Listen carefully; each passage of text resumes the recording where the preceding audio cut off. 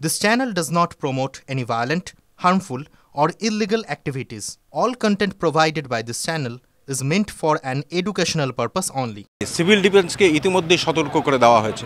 মালদা জেলা এমন একটা জায়গায় দাঁড়িয়ে রয়েছে যার একদিকে বিহার, একদিকে ঝাড়খণ্ড, অন্যদিকে ভারত বাংলাদেশ সীমান্ত। শুধু তাই নয়, বিহার ঝাড়খণ্ড হয়েও সড়ক পথেই খুব সহজেই নেপালে পৌঁছে যাওয়া যায়। আর সে কারণেই এই মালদাকেই বারবার জঙ্গিরা করিডোর হিসেবে ব্যবহার করেছে।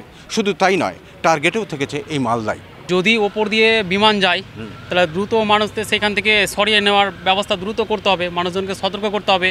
আপনারা ঘরে বাড়ি বাড়ি গিয়ে সতর্ক করতে হবে তাদেরকে যে আপনারা লাইট জ্বালাবেন না। যদি কোথাও আগুন লেগে যায় সেখান থেকে মানুষজনকে তাড়াতাড়ি উদ্ধার করে পাঠাতে হবে। তারপরে আপনার পার্শ্ববর্তী যেসব আছে মানে গ্রামের লোকগুলোকে আগে থেকে অ্যালার্ট করে দিতে হবে যে সবাইকে সজাগ করে থাকতে হবে, কারণ বাংলাদেশের সঙ্গে আমাদের ভারতের কিছুদিন আগেই একটা ঝামেলা হয়েছিল। তো বিশেষ করে আরও সতর্ক হওয়া। এর পাশাপাশি কোথাও আগুন লাগলে দ্রুত ব্যবস্থা নেওয়া, এই সমস্ত কিছুই যাতে খুব তাড়াতাড়ি করা যায়, দ্রুত করা যায়, সে কারণেই কিন্তু তাদেরকে ইতিমধ্যেই সতর্ক করা হয়েছে।